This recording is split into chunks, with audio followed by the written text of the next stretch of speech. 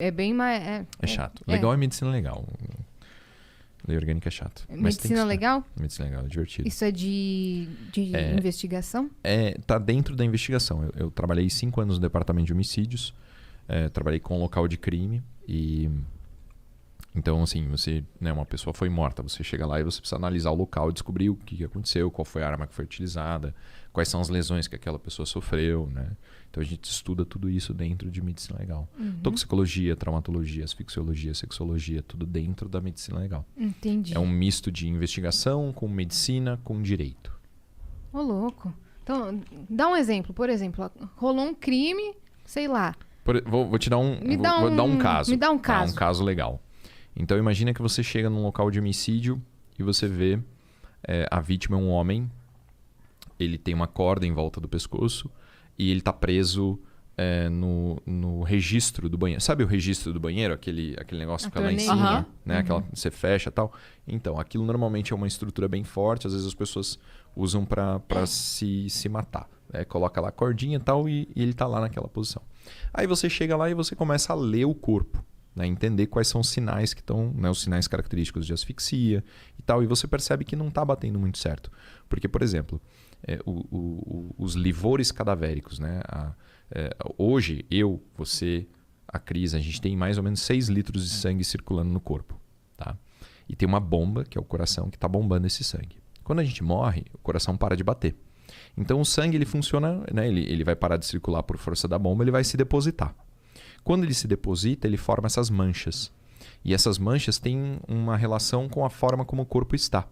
Então, a gente chega no local e a gente vê que as manchas, né, as hipóstases, não são compatíveis com a posição do cadáver. E aí você começa a entender, bom, então esse cara aqui, na verdade, ele estava caído no chão, né? Alguém pegou ele, pendurou e falou que foi um suicídio. Exato. Só pela mancha do corpo. Por um sinal cadavérico do corpo. Aí você vai pensar, bom, quando a pessoa morre com, asfixiada, ela tem algumas características no pescoço, ela tem, dependendo, né, do ponto do laço, vai ter equimoses no lado do pescoço que vão sinalizar que, né, ela ficou pendurada, vai ter fratura em alguns ossos, em outras coisas assim. Então você lê o corpo com o objetivo de descobrir se aquilo que está aparente é verdade. Né? Por exemplo, aquele caso da menina da Nardoni, né? Que, se eu não me engano, os pais alegaram que ela caiu da janela, né? E dá pra como que dá para descobrir se ela caiu ou foi empurrada, se Então, isso é um pouco queda mais é muito difícil. parecida? É um pouco mais difícil de você ler o corpo e saber essa dinâmica. Mas eu não lembro se vocês lembram do caso da menina Sofia? A Sofia é uma menina de 4 anos que morreu asfixiada. O pai disse que ela tinha morrido com uma sacola na cabeça. Eu trabalhei na investigação desse caso, né? E quando eu cheguei, né, o que o pai falou? Ele falou que ele entrou no banho e que a menina tinha asfixiado, né, com uma sacola plástica. Acontece, existe. Isso é um acidente, né?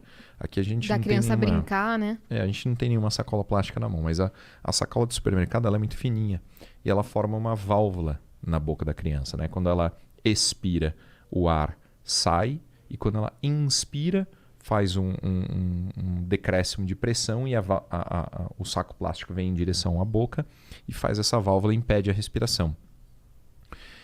Quando a gente chegou, eu cheguei no local de homicídio, né? O crime tinha, né? O fato tinha acabado de acontecer. A primeira coisa que eu fiz foi, né, pedir para o perito medir o saco plástico, medir a circunferência da cabeça. Já quando eu peguei no plástico, eu já senti que ele era muito grosso, que não era compatível com a função da válvula. A gente já começa a trabalhar esse caso, a gente levou eles para a delegacia, ouviu todo mundo, acompanhei a necrópsia, depois a gente... né, na necrópsia, o que a gente percebeu? A menina tinha o tímpano perfurado. Então, perfuração de tímpano não tem nenhuma relação com asfixia no saco plástico. Sacola, é verdade. Né? Então, o que a gente descobriu? Ela tinha uma colônia de bactérias dentro do pulmão que era compatível com o estômago. Então, quer dizer, como que o vômito foi parar dentro do pulmão numa asfixia? Não é característico, entende? Ela tinha... Caralho, que maluquice. Exato. E daí o que né? Até hoje o pai ele nunca confessou, né? A minha teoria, analisando o que aconteceu, é que... Ele tá preso? A menina... Ele ficou preso muito tempo, mas ele, né, acabou sendo solto por um determinado tribunal.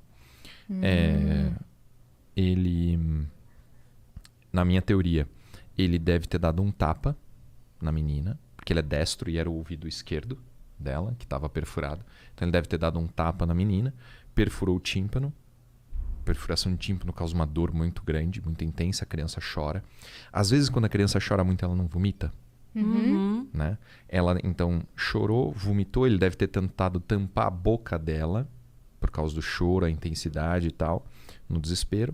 Ela acabou aspirando vômito, acabou sufocando, morreu asfixiada. Né? Aí ele deu um banho na menina, ele lavou ela, ele estancou o sangramento do ouvido com um pedaço de papel higiênico e colocou o saco plástico na cabeça e forjou essa história. Então a importância da medicina legal é essa, é analisar a narrativa, analisar a vida real e ver se as coisas batem. Se não bater, algo está errado. A gente prendeu ele no dia do funeral da menina. No funeral da menina a gente saiu com ele preso. Né? Ficou preso.